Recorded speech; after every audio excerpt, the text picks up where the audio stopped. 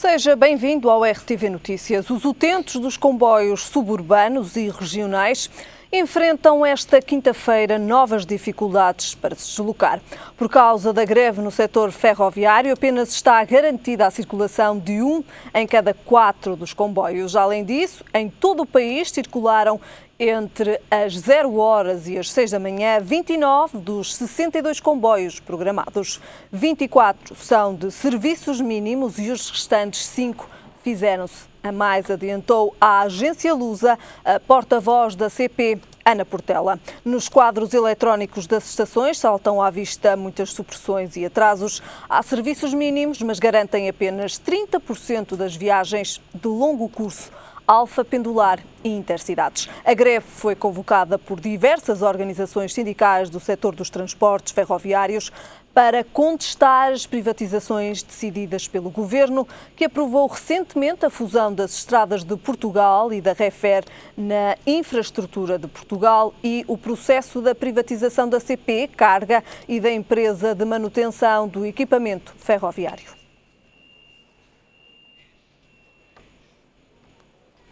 Este é também um dos temas que hoje temos com Narciso Miranda, nosso comentador das quintas-feiras. Para já, Narciso, muito boa tarde, obrigado desde já pela sua presença. Para já falamos e abrimos também este comentário com o PS.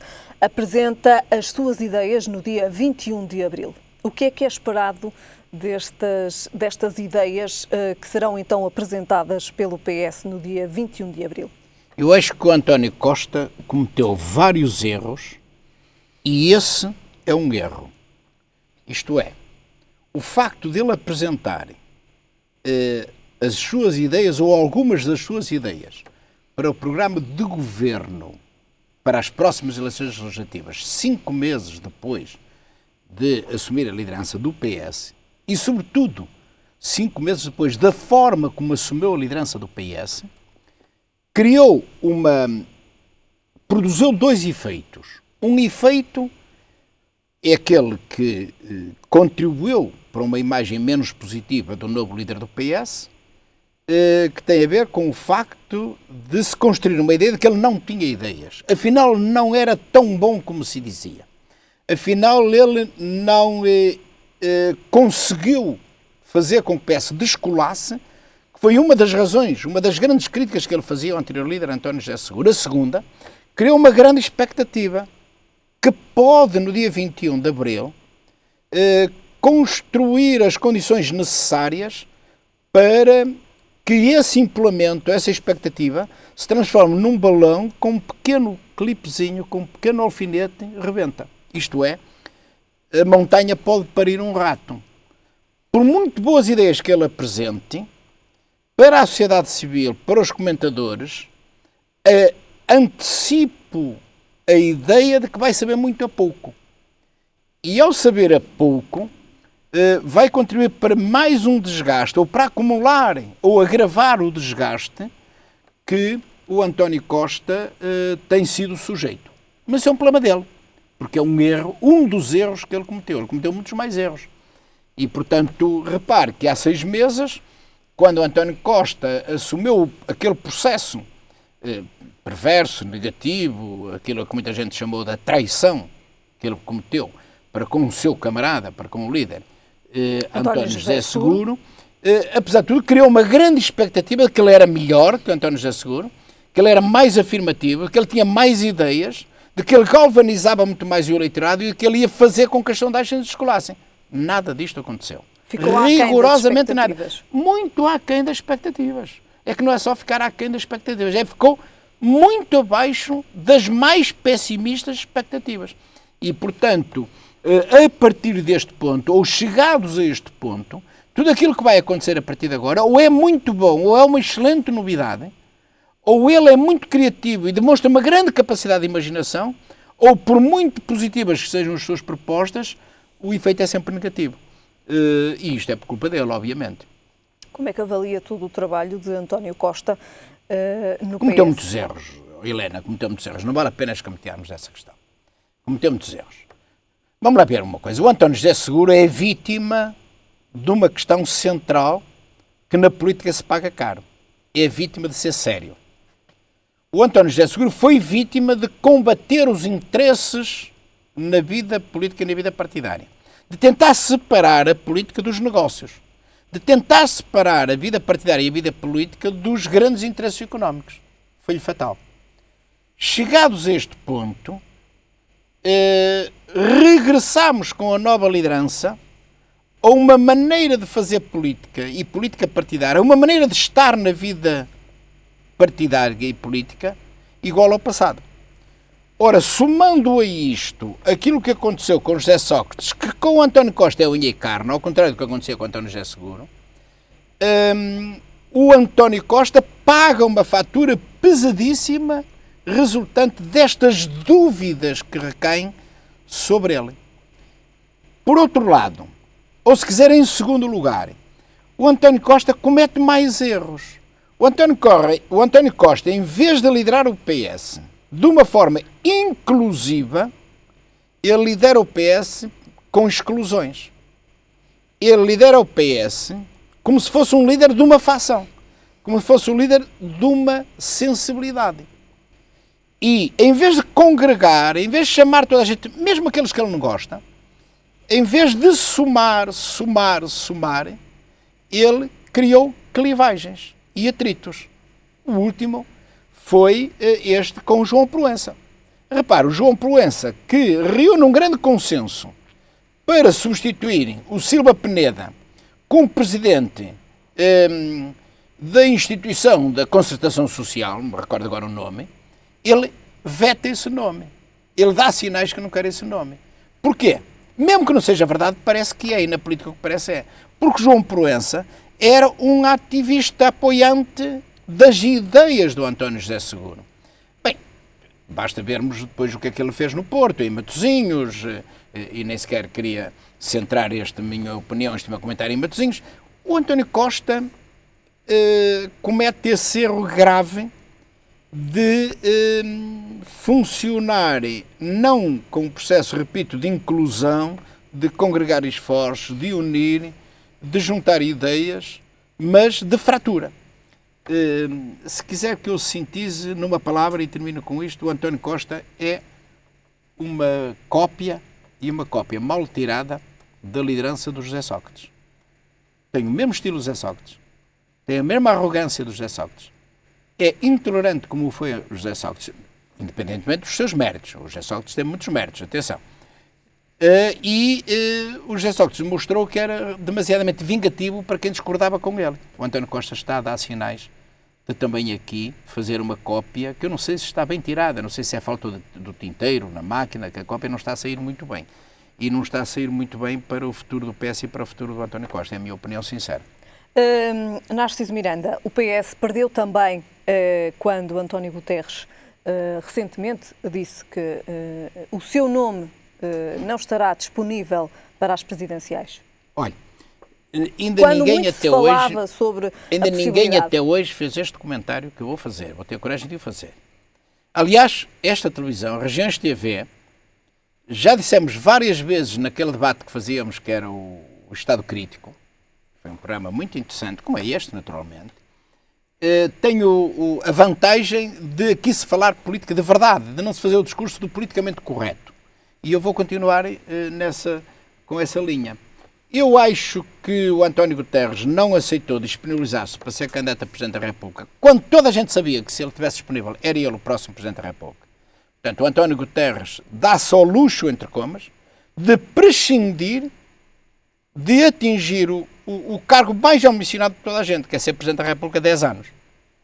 5 anos depois de outro mandato, porque é essa tradição da renovação de mandato.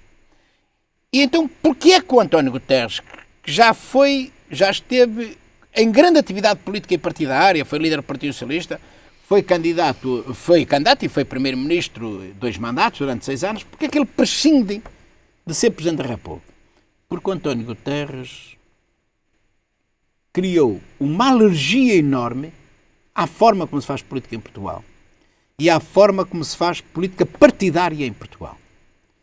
O António Guterres, quando abandonou o governo e abandonou o partido, dizendo: eu saio porque não quero atuar neste pântano político.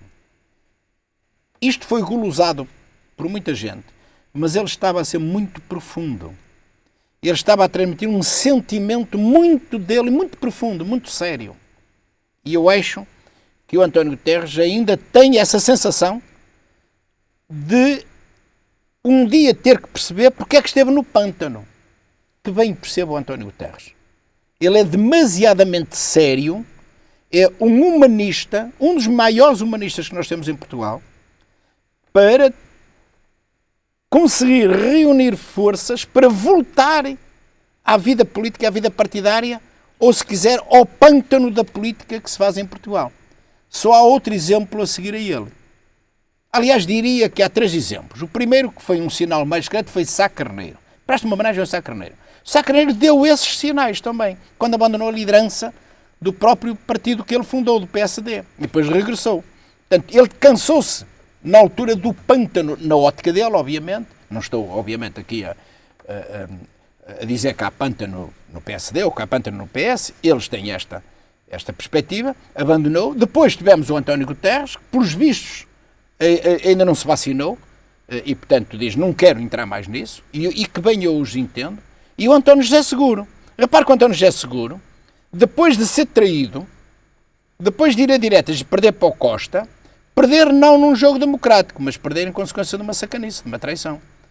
Ele, até hoje, desde esse dia até hoje, nunca mais deu uma palavra.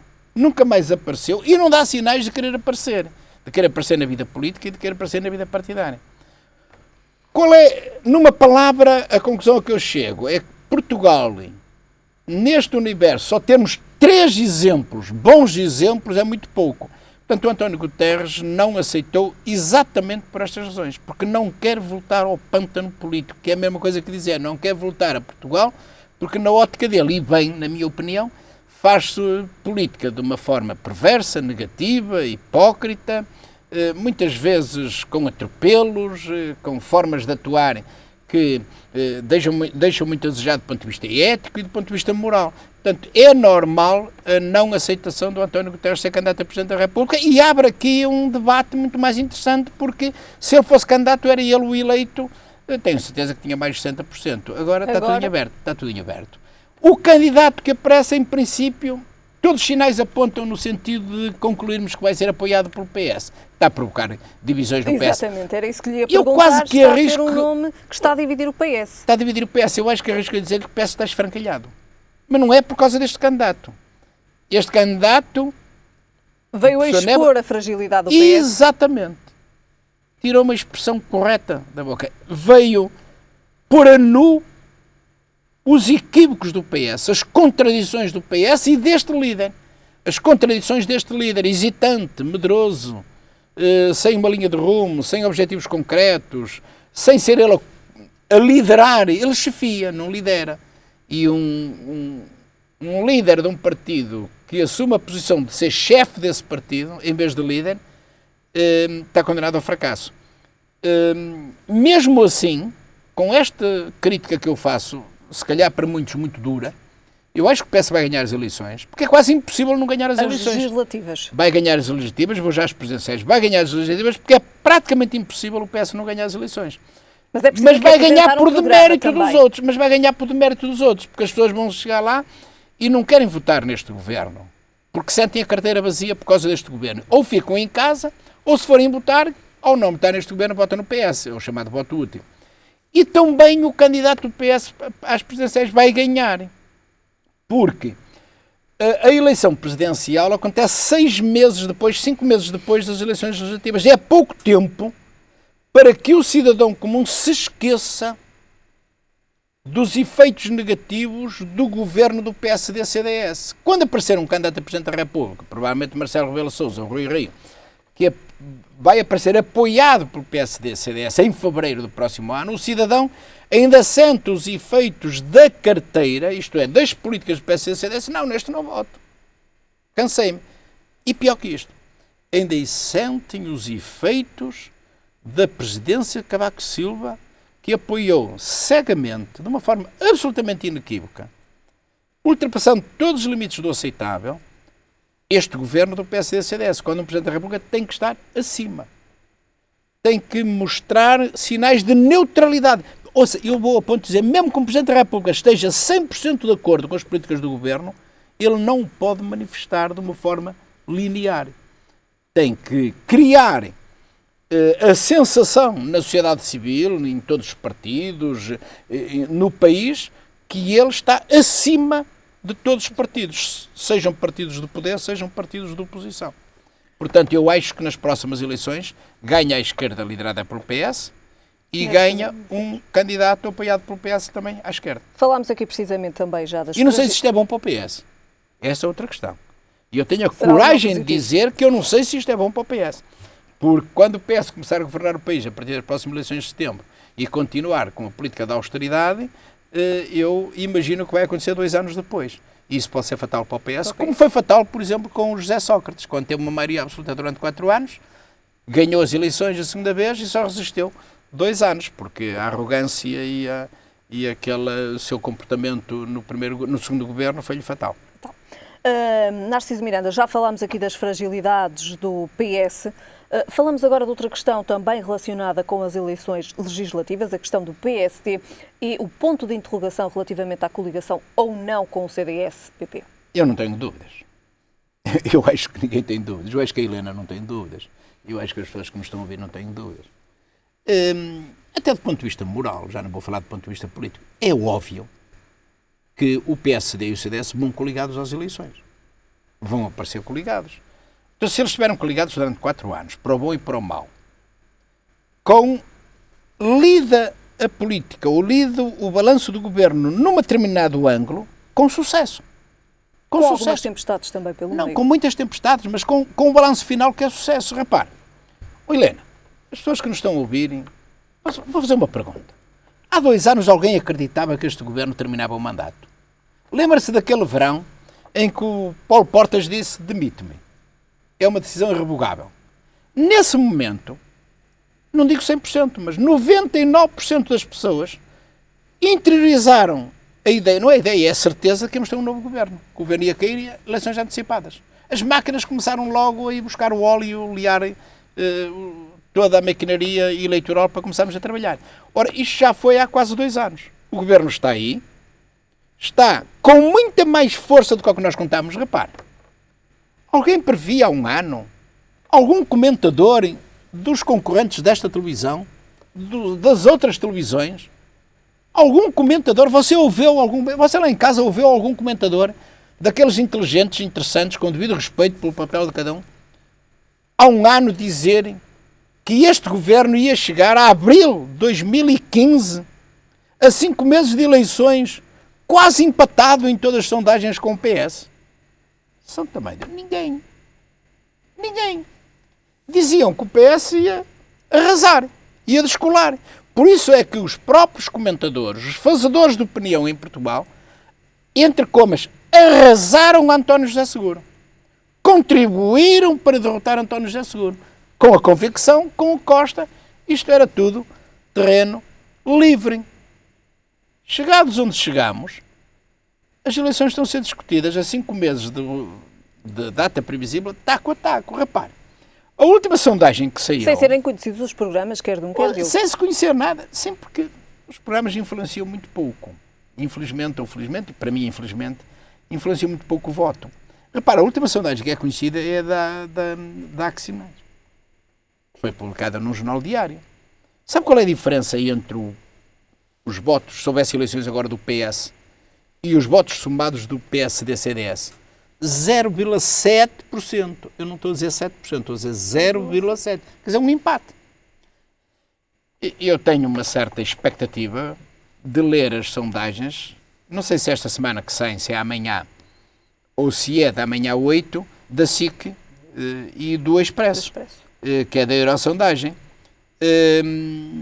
Estou com uma certa curiosidade de ver as sondagens, mas repare, ninguém admitiu, ninguém sequer colocou como mera hipótese, ninguém acreditava que chegámos a abril de 2015 e o PSD-CDS estavam quase taco a taco com o PS. Não, o que nós prevíamos há 1 ano, há 2 anos, é que o PSD-CDS iam levar uma banhada impressionante. Parece-me que não vai ser assim. Para mal do PS e para mal de António Costa. Muito bem. Falamos agora do tema também que abriu este bloco informativo, da greve dos comboios regionais, que hoje se realiza, e falamos também da greve na TAP. A greve dos comboios, eu já ouvi isso testado, confesso até com alguma legitimidade, sabe, porque nós não podemos só dizer mal. Eu acho que ele teve alguma legitimidade em dizer que a greve é mais política do que reivindicativa. Porque uma das razões da greve foi, somos contra a privatização.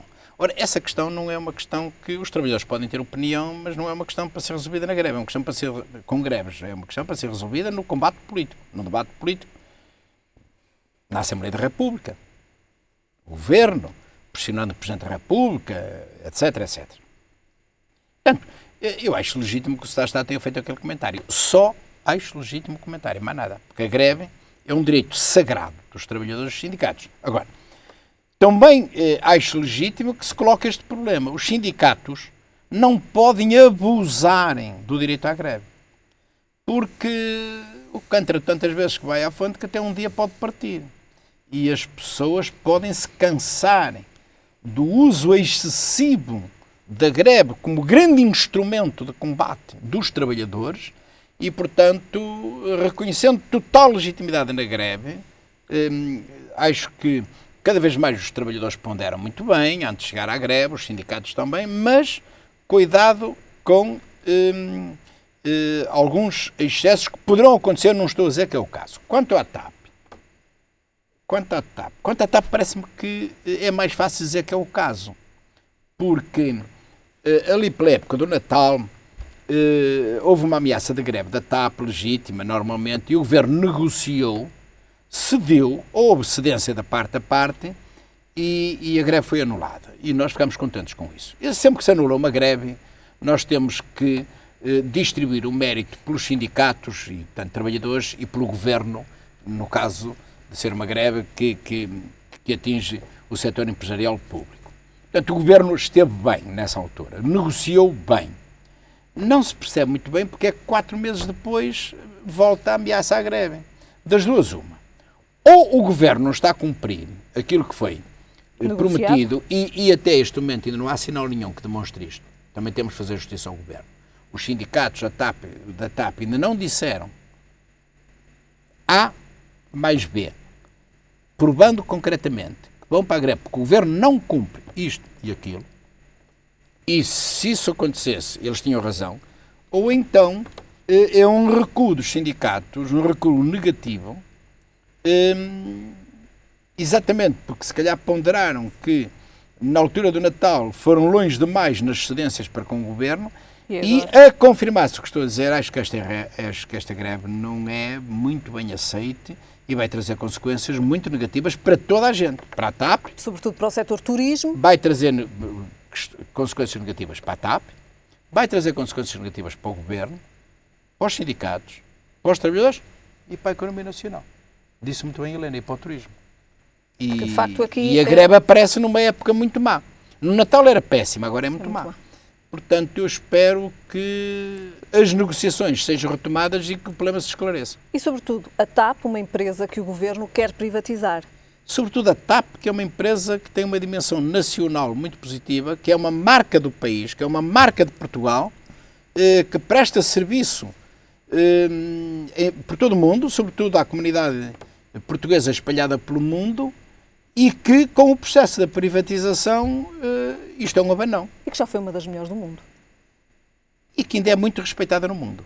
A TAP é ainda muito respeitável, uma das grandes companhias aéreas muito respeitada no mundo, que é um motivo de orgulho para todos nós. Portanto, acho que isto devia ser bem tratado e se me perguntasse qual era a minha opinião, eu aconselharia o Governo a sentar-se à mesa e perguntar aos sindicatos. Digam-me lá onde é que nós falhamos.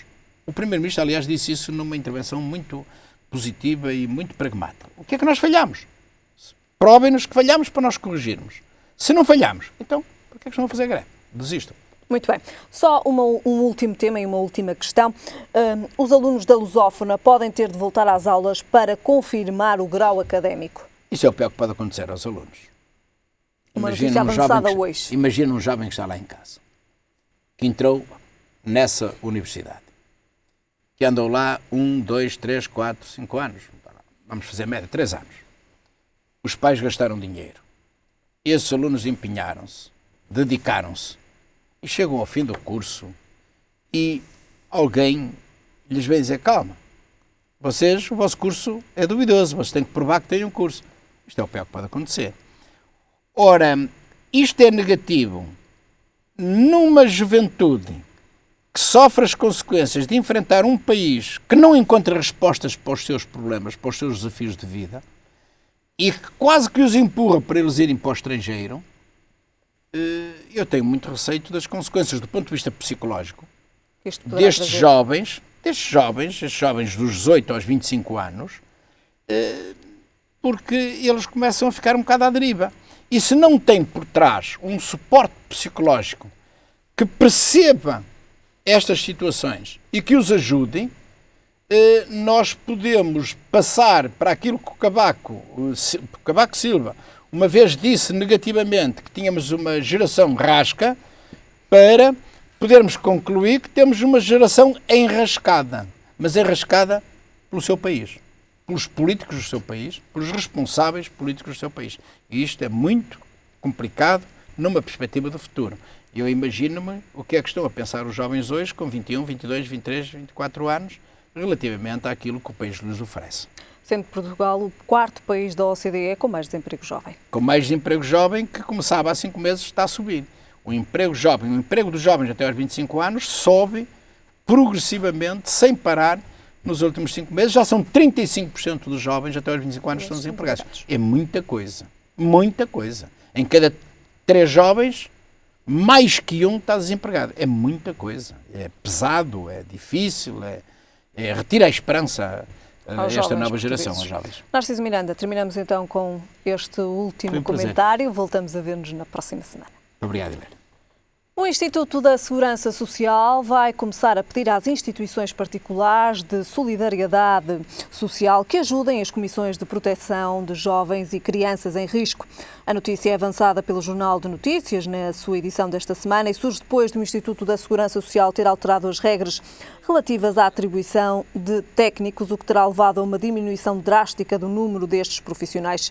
Segundo uma responsável então ouvida pelo Jornal de Notícias, a partir de 10 de fevereiro passaram a ter direito a um técnico em permanência, quando o número de novos casos a ser seguidos se situa entre os 300 e os 500. Antes bastavam 150 novos casos para a atribuição de um técnico a tempo inteiro. Esta situação levou a que de um dia para o outro mais de 100 profissionais tenham deixado as instituições, com os prejuízos que isso acarretou para os casos que estavam a acompanhar.